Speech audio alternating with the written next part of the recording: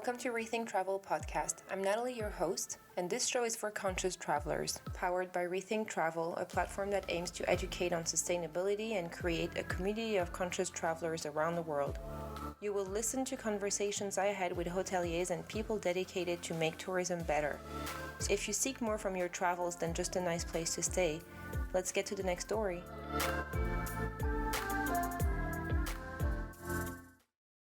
Phinias, thank you so much for being here. I'm going to do a very quick introduction myself because I've been wanting to talk to you for a long time. To me, you're an entrepreneur who cares so much about rural communities. But when I look at your Instagram every day, it's so inspiring. You know so much about so many topics that I don't feel like I will do justice to introduce you. So can you please tell us about who you are, a little bit introduction about yourself, and how you came to doing what you do today? All right. Thank you very much, Natalie. So my name is Phinias Mushayi. I'm a Zimbabwean entrepreneur. I've always been an entrepreneur since leaving high school. I've done a lot of business. Maybe as we focus on tourism, I'm somebody who has always been a passionate traveler. In that traveling, so I've been to pretty much many holiday destinations in Africa, outside Africa, and everything. So one of the things about me is that I always love to get in touch with the local communities that whenever I travel, for example, when I traveled to China, I enjoyed the hutongs more than anything else, right? Because that's where it allows you to connect with the people, right? So it's the same as here in Africa. So whenever I travel, I always fall in love with local communities. So I eventually decided to be more involved with communities that are in rural areas, that are tourist destinations. Because here in Africa, most of our resorts are linked to rural areas, right? So, but one of the things that we realized was that the rural areas, in as much as they are the owners of the land where most of our tourism actually happen, they do not really benefit much, right? So you realize that here in Africa, most of the lodges that are within tribal lands, if I might call that. So within those tribal lands, it means that if a hotel or a lodge takes away 10 square kilometers, right? Those 10 square kilometers, it's either they're being taken away from a local community or they're being taken away from a sort of land where it's reserved for the animals, right? So I really got passionate about tourism and said, you know what, I would love to invest in tourism. How do I then invest in a way that would also benefit the local communities? That's when we then realized, you know what, it's not really about coming and building a lodge. There are so many other ways you can deal with rural communities that would also empower them, right? So like those rural communities, they do a lot. They do a lot of things, like they do crafts, right? They own a lot of land that has got herbal plants, right? They own a lot of animals. They've got a connection with the land, right? But we then realized that when people are actually coming to Africa for their travel, they usually relate their experience to the lodge that they stayed at, right?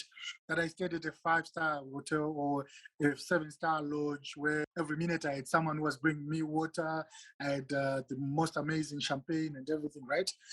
But at the end of the day, people really don't then experience the real Africa, because the real Africa is the warmth that you get when you interact with the local communities, right?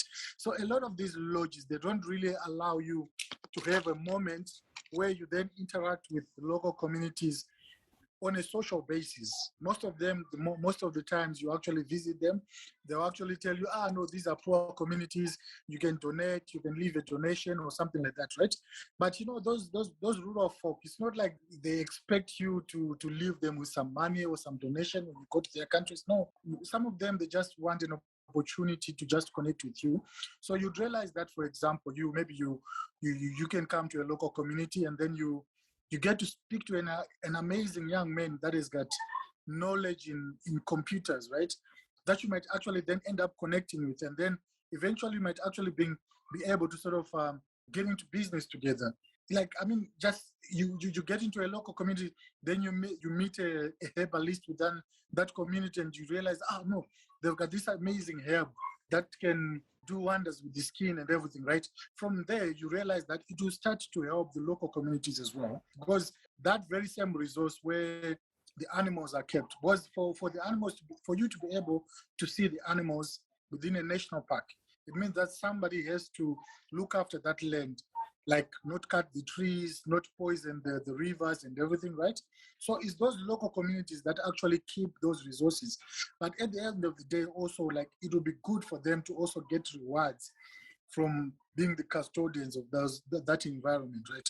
So many times when visitors actually come to visit tourist facilities, you realize that they never really get an opportunity to really connect with the local communities, right? So that's where my passion, that's where my drive is. So my drive is not to really come and say I'm going to build a 7-star lodge. No, what I want to do is to sort of create an environment where even if you're staying at your lodge, you actually have an opportunity to have a real connection between you and the local communities, right?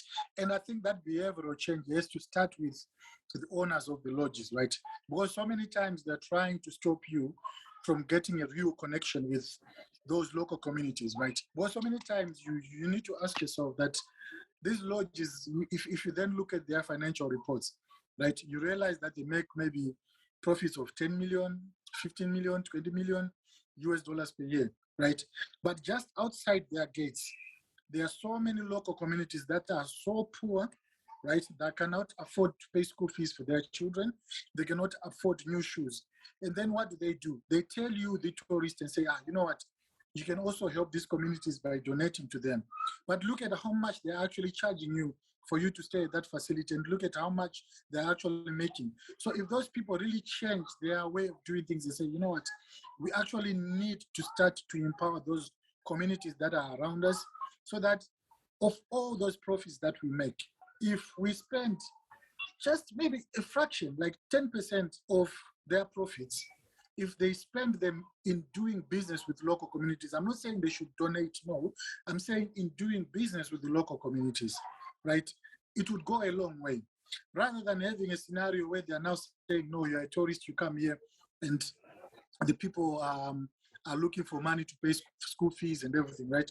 But I don't feel it's the right thing for them to then expect the tourists to be the one that will be doing that, because you spend maybe 3,000, 4,000 US dollars for you to stay maybe for a week at a certain facility, but that facility then still expects you to then be the one that is then responsible for also looking after the local communities.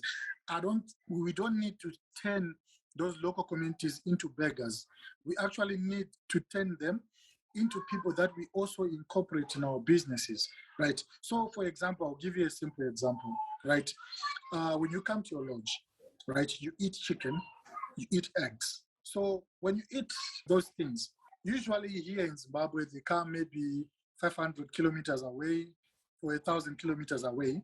They are being supplied by these big companies and everything, right? But it would have been simpler for that hotel if they had gone to the local community and start a business. A supply chain with the... Yes. They make the local community become a part of the supply chain, right? They could actually build the facilities, build the chicken pens, right? Then they'll come back and say, you know what? No, these people are not able to run businesses on them by themselves. Then I say, okay, no, that's fine. That we can solve it, right? You simply run the business together, right? The community then provides the labor and the land, and then you provide the business side of things. Because, you know, you can never go wrong when the community is just coming to provide land and coming to provide labor. Those are things that are not very difficult to control. What might be difficult to control is the business side of things, because maybe they might need to make some business decisions. There is always a way you can actually partner with those local communities, right? But for them, they would rather do the easier route, whereby they would rather procure from a very long distance, right? But one thing that they actually forget is that those local communities, they are the custodians of that land. So when you build, for example, if I'm to come into your hometown and then you own acres of land in that hometown as a community, then if I build my lodge within that space, yes, it might be a private lodge, but I'm building within a community. You realize that those trees that are there, they are there because the community respects the environment, right? So you'd realize that you then owe everybody that is around you something, right? So that's my passion. That's what I'm actually pushing. So whenever I'm speaking to rural communities, we're trying to, like right now, one of the things that we're trying to do is to push a concept of more like rural Airbnbs, right? Whereby we then deal with these rural communities and help them build facilities that could allow you to be comfortable. Maybe a facility that has got a solar, that have got clean water, right? So that you could actually stay within a homestead, but you can also have the comforts that you'd expect when you actually travel, so that the tourist also would be able to live in a comfortable way. But then it allows you to really have a genuine connection with the local communities, right? I'm not saying like when you come for your 2 weeks vacation, you're going to stay with them for those 2 weeks, but just one night, right? And then you spend $100 on that night, right? You sleep there. The local community, they will respect you a lot, right? Because you have come and you have helped them within their local communities in making income without making a donation. That could also be a strategy that could also be used by those luxury lodges that, you know what, you're our guest. So for your 14 days, we're going to give you 2 days where you're going to stay within the local communities in an Airbnb. You'll be hosted by the locals, right? And then they will provide you with whatever you need for you to be comfortable. That would actually go a very, very long way. Then eventually especially with the youth travelers, I feel like the youth are more adventurous. They are more into exploring and everything. You'd realize that they would then start to have even longer stays. Yes, and also the young people care a lot more about the SDGs and about Yes. sustainability than the older generation, although we're trying so hard to educate. And Yeah. I think this is also something I really like about what you do, is how much time you put into educating people around you. You're a member of Ecotourism Africa. Ecotourism Africa. What Yeah. exactly is that, and how many countries are part of it? Can you just tell us a little bit about this? Yeah, of course. Yeah. So with this Ecotourism Africa, it's a movement that I started with a couple of friends, whereby we're then saying like we need to have tourism that is more conscious about the environment and the local communities, right? So we do a couple of initiatives that help local communities. So one of the things that we've done, right now, we started it in 2020.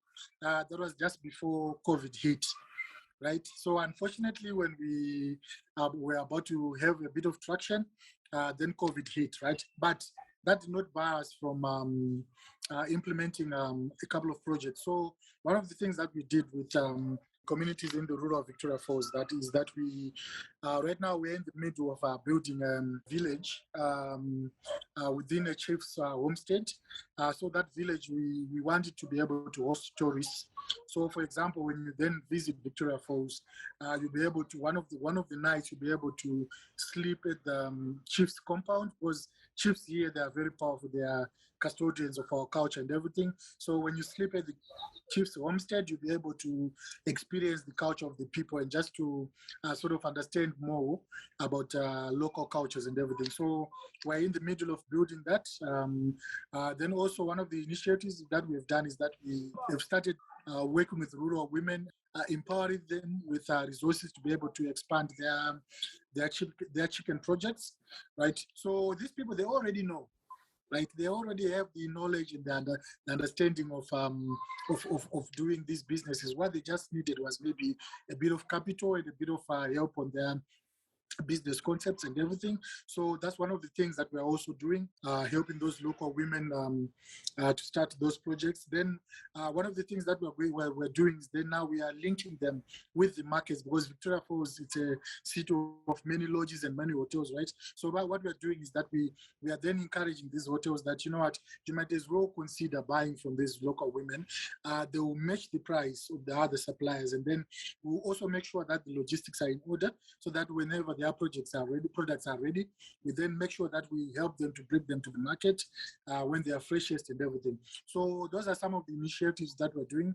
And we have started here in Zimbabwe, then want to push it into Zambia. Then from there, we've already made inroads in Mozambique as well. Until eventually we will push it throughout Africa. And the way that we want to do it is, it's not like we want to duplicate it in different countries. No, we just want to sell the concept to people in other different countries so that they can also take up a concept like that and refine it in a way that suits their local terrain, right?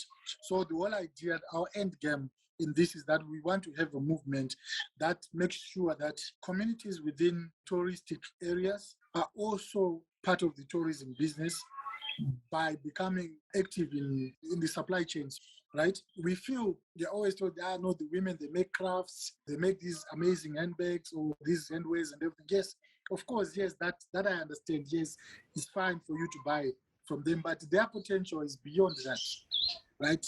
Those women, they are the ones that have been working the land for centuries. And there's amazing food that you can get from them. They do the most amazing chicken. They know how to rear rabbits. They know how to do goats.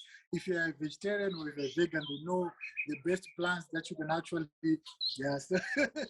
So like, yes, they know the most amazing and most delicious plants, right, that you could actually eat from them. But how pity is it that you come to Zimbabwe, then you come to a lodge, then every day you're eating broccoli, carrots, and cauliflower, and all these Western vegetables. And then you meet on an opportunity of eating an amazing vegetable that is only found here in Zimbabwe, right? That you would have loved and said, you know what, this is an amazing vegetable. And then you could actually even ask for some to take back into your home country. Or so you realize that so many times we miss these opportunities because our tourism is biased towards trying to give you a 5-star experience. You posted about the cactus. I really want to try the cactus. But you know, this is really the core idea for Rethink Travel. The reason I called it Rethink is really because I want people to think twice before they go somewhere, and I want people to think twice before they take any action. So it's not only about the hotel they book, but it's really how they book, why they want to go somewhere. And I'm Korean, and Asia have the same problem. You know, when people say, oh, you're from Asia, I'm like, no, I'm from Korea. It's one country in Asia, you know, and I feel like Africa has the same problem. Usually travelers, especially we don't really like this term, but it is a term, the luxury travelers, they will just pick a nice lodge, not really care which country it is in. They just want to go because the lodge is nice. There's a really big problem about the hunting tourism, and they don't even realize how many countries and how many different cultures there are in so many different African countries. And this is why I love always listening to you talk, because you have such a passion about Zimbabwe. I think it's really hard to mention Zimbabwe without mentioning the Victoria Falls, and you did mention them. And it's a touristic attraction also. There's too many people just going some kind of a tour around a few countries, and then they just want to hit the Victoria Falls spot and not really care about anything else the country has to offer. So I really want, you know, through this channel, through our Instagram, through this podcast, everything, I really want to educate people on why they should care about, you know, everything you're saying and everything you're doing. I want people to care about the people in the country, because without them, there's no country. And without the animals, there's nothing. And, and you know, I wanted to actually also have your opinion on this issue in Zimbabwe. Is it a big issue? Is there, what can we do, and how can we educate people? Yeah. So, I mean, when we talk of hunting tourism, like one thing that we need to understand is we have to understand that we're in a competition, right? There are those that want to keep the animals, and there are those that want to kill the animals. And then there are those that own the animals, right? So those people that actually own the animals, right, they're stuck in between two things, right? You realize that, even as I mentioned earlier on, right? That most of those communities that are in places where the animals are, they are some of the poorest communities that we have in Africa. They can't afford to pay school fees. They can't afford food. Why? The primary reason why they can't afford food is that whenever they try to plant crops, elephants, baboons, and so many other different animals actually go in there and destroy the crops, right? So then somebody comes and then offers them and say, you know what, we're going to pay so much money for us to be able to hunt an elephant. Then somebody has a lodge that is making millions and then just encourages them with their word of mouth and say, no, you should actually look after the animals and everything, right? But those hunters, they come and they're holding money and they pay, right? What happens to those lodges that are within their local communities? They are of no benefit to them, right? So eventually what that means is that we are just dealing with an issue of people making a business decision and a life-changing decision, right? Why? Because they need to eat. So if hunters are going to bring in money that is going to allow them to eat, one thing that I feel that we really need to do if we are going to actually save the animals, right? Because we cannot just come and then attack and say, hunting is not good, right? As opposed to what? That's one very first question that we need to understand is hunting is good as opposed to what? As opposed to keeping the animals within the local communities and lodges are built within there so that tourists can actually come from thousands of miles and then enjoy the animals, right? Without benefiting the local communities. The local communities will tell you, you know what, we would rather take the hunters' money because it's something that is feeding directly into our pockets, right? So I actually feel the only way that we can actually deal with this issue is to make sure that the local communities derive value from the animals, right? So if they benefit from keeping the animals alive, right? If, let's say, for example, if you are within a rural community that owns an Airbnb that is generating a revenue of $100,000 for them every year, that could be shared within the community, right? They would understand that these tourists are coming to our facility because they want to see the animals, right? Do you think those people will actually kill the animals or allow anybody to hunt the animals? No, they won't do that. Why? Because they are benefiting value, they're deriving value from these animals, right? So this is such an important point to understand. Yes. So at the end of the day, what matters is that what value are the local communities actually getting from the animals that are surrounding them, right? So one of the best ways we can actually go against hunting is for us to invest in those local communities. Because once those local communities actually own the land and own the facilities that are actually bringing in tourists, you see, you will then eventually be able to then protect the animals without even lifting a finger or trying to fight with those hunting guys. Why? Because if they try to buy a trophy or to get a right to hunt a buffalo, who is going to stop them? It's the local communities because the animals belong to them, right? So you realize that, yes, here in Africa, I will tell you that animals are very sacred to us, right? We don't kill animals for fun.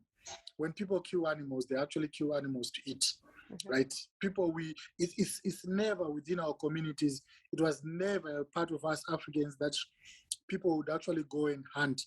You can see there we've got paintings that have lasted centuries showing how sacred animals were for local people. If you look at sun paintings, the koi paintings here in Zimbabwe and Southern Africa, you realize that animals used to be very sacred to us.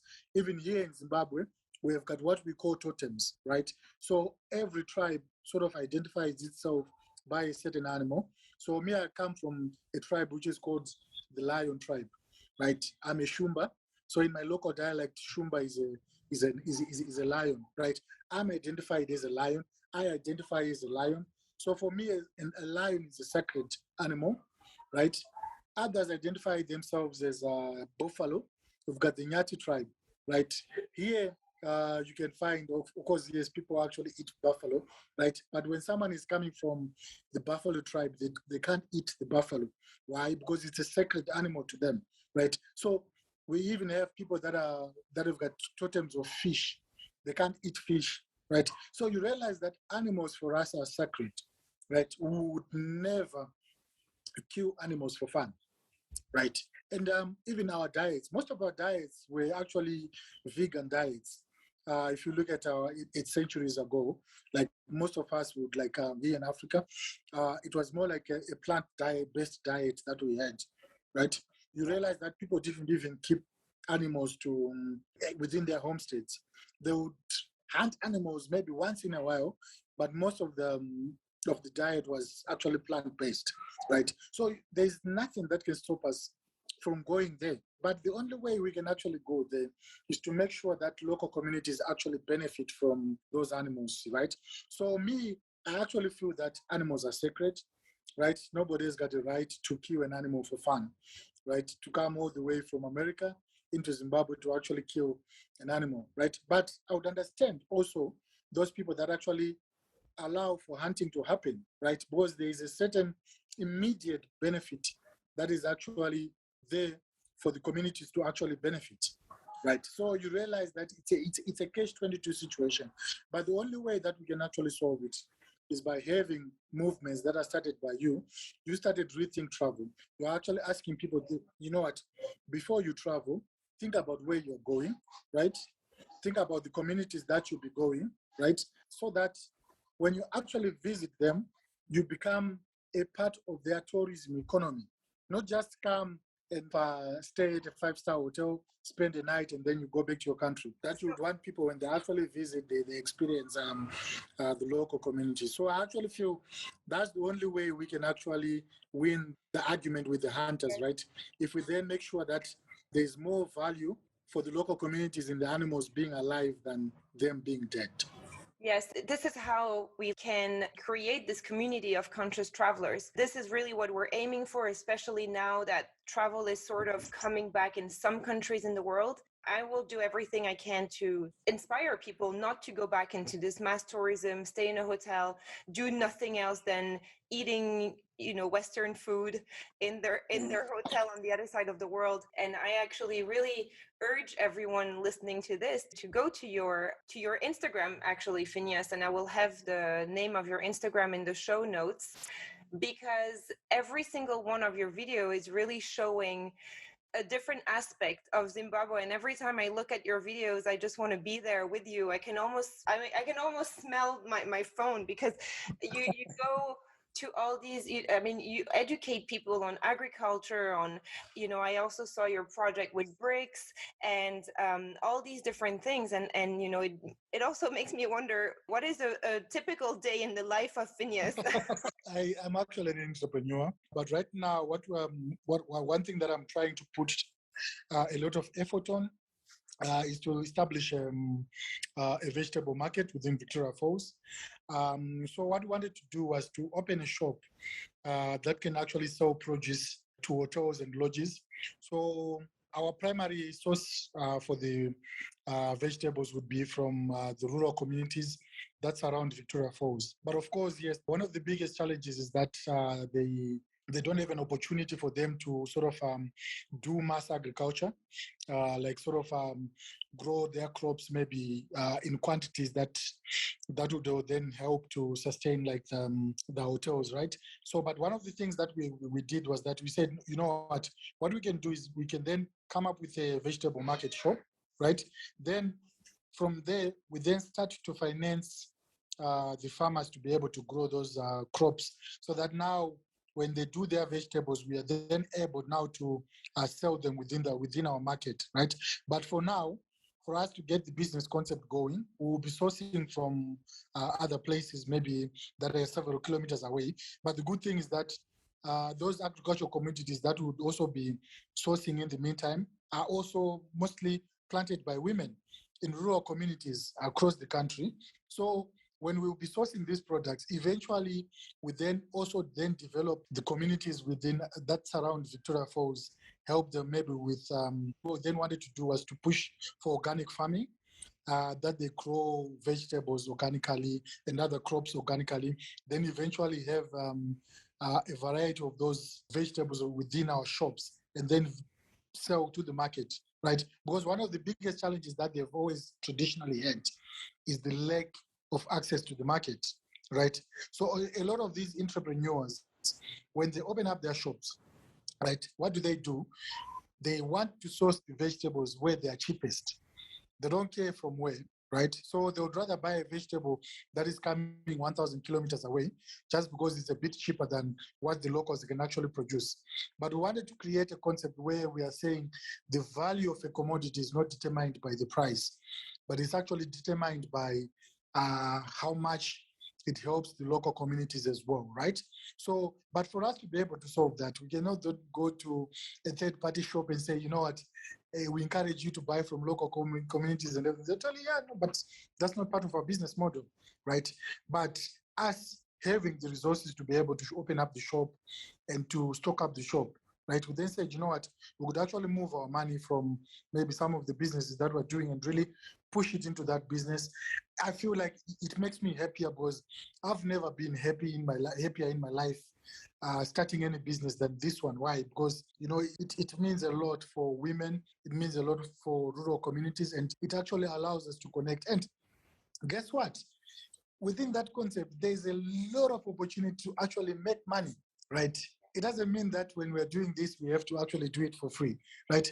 But we can make our money, and the local communities also make their money, and our rural women actually make their money as well, right? That at the end of the day, it eventually becomes good for all of us.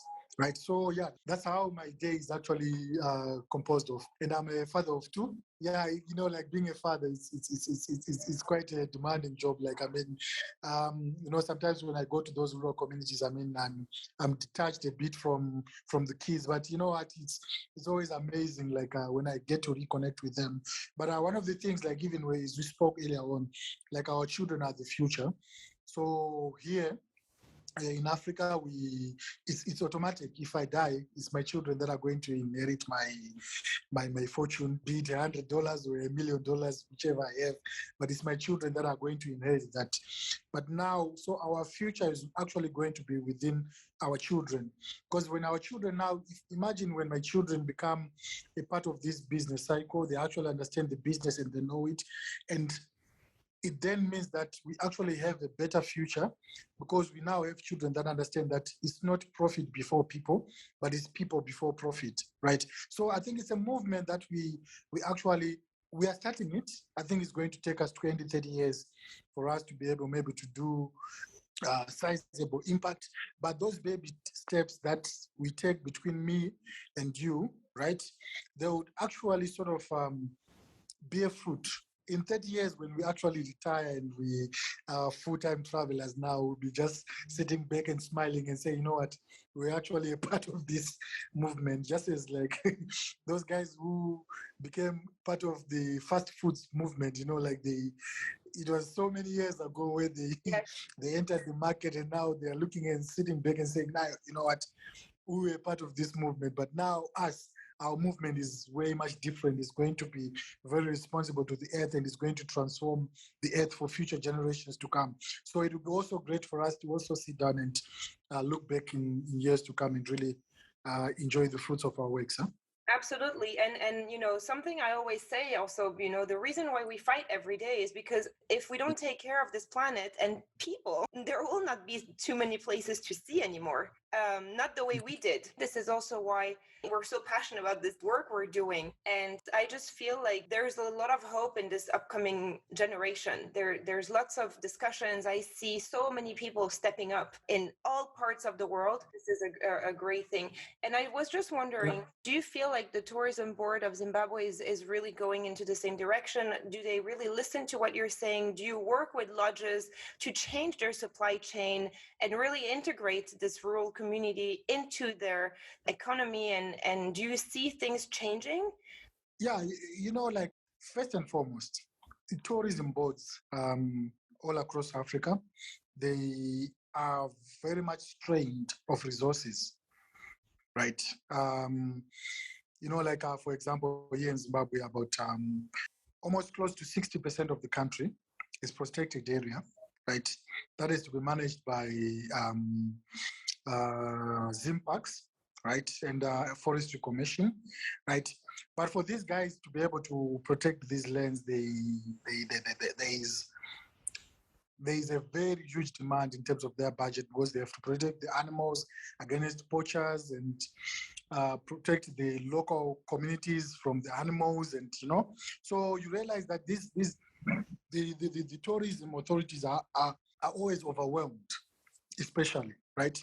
So for us now to go on to them, talk to them, right, it takes us now then going to their table and say, you know what, we want to ease your pressure a bit, right? So we are going to come in and look for ways of empowering local communities, that they also become a lot of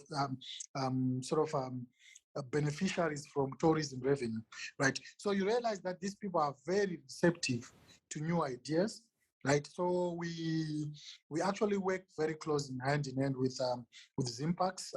They deal with the local communities. So I think, okay, pretty much. Let me just give you a brief background so that you would understand the context, right?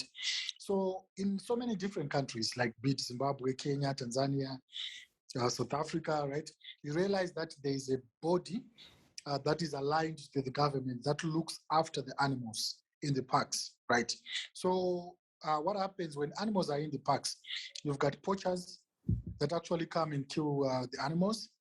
You've got poachers that also come and cut down trees, right, and destroy the environment, and maybe do illegal mining, so many things like that, right? So there are authorities that are meant to stop those activities and protect the land, right? So in Zimbabwe, that is called Zimpax, right? So those guys are already overwhelmed and stretched of resources, right? So you realize that for them now to then start to focus on empowering local communities, it's going to be very difficult for them. But they would be very much happy if then third parties now would then come inside. So they would then come into the picture, and then also become working side by side with them and saying, you know what, we're also going to get into the local communities and educate those people so that they don't kill the animals. We want them to extract value from the animals, because the biggest challenge that we have with our animals here is poaching. And those poachers, when they want to poach animals, they don't just come from nowhere, right? They will just get into the local communities and change one or two people within those local communities and use them to be part of their syndicates, right? Why? Because these people are bringing in dollar, right? And most of these communities, they are very poor communities, right? So they will take the money from the devil. But imagine if me and you, let's say we've got a Airbnb that is within those rural communities, and the people are hosting tourists and they are very happy with the revenue that they are getting, right? What will happen if a poacher ever tries to turn one of them? The poacher will be apprehended, right? Why? Because the community are protecting the animals, because they actually derive value from that, right? As opposed, right now, we are having wars against poachers where you have soldiers that are literally holding guns and they are having these fights with the poachers. A lot of poachers are killed, and unfortunately, a lot of wildlife rangers are also killed, right? So the best way we can actually win that war against poaching is through the local communities, right? So the Zimpax and all those parks, like animal protection organizations throughout Africa, they actually need people like me and you to actually go to them and also engage them and work with them side by side, right? And fortunately, here in Zimbabwe, those guys are amazing. They love animals. They love to protect the environment, right? So they always listen, and they're always ready to listen. And whenever we lend a hand to them, they always very much welcome our input, right? And one of the things that we've been doing with them also is to use sports as a way of getting people to visit the national parks, so that the parks actually generate a bit of revenue. So what we've been doing is, like, we've been hosting like marathons within national parks, right? So that people can actually get to visit those parks, and then also the parks get a bit of revenue, and then it also helps us with our relationship, right? So yeah, I actually feel like We have started the relationship, but I only think that we can actually be able to achieve more if then me and you actually work together in making sure that local communities also become beneficiaries of the tourism value chain. And when I'm saying this, I'm not saying let's get rid of those lodges that are already in existence, those 7-star lodges. No, we actually need them on our side, right? This is how we need them on our side, right? They are the ones that actually draw the tourists within those areas. And those other communities would then feed off from them, get $1 or $2 from those tourists that would have come from them, not as donations, but as direct benefit from doing direct business with either the lodges or the travelers, right? So those 5-star lodges, those 7-star lodges that we actually have, we love those people, right? In as much as some of their practices need to be scrutinized, right? But we're all taking baby steps. So if we get them on our side and we really educate them and say, you know what, if you take care of the local communities in a better way, it would actually be better for you and it would actually reward you more, right? So I think, but also I think for us now to also enforce a behavioral change within them, right? We also need to have you demanding accountability. For example, if you go to a lodge that is within Hwange National Park in Zimbabwe, you tell them we've got a potential of bringing you 200 tourists every year, on condition that you prove to us that at least 30% of your supplies actually come from local communities. Because you are holding the carrot. It's really about having a conversation with the hotels. And this is why, even if we have less lodges at the beginning working with us, we want to inspire the others and just tell them, okay, we can do this together. We can work together. You can drive a better group of travelers coming to your lodge. This is really what we're hoping to do. So tell me your closing remarks. So my closing remarks, now I'll steal it from you. Rethink before you travel, right? So to the tourist, right, when you visit a country, right, be it anywhere in the world, be it Africa or me an African going to America, right, whenever you travel to a place, the most wonderful thing about those places are the people, right? So whenever you visit a destination, make sure that you connect with the people, not with the hotel, not with animals, but connect with the people. So I feel like when people are traveling, there's this plastic travel that is plastic as in fake.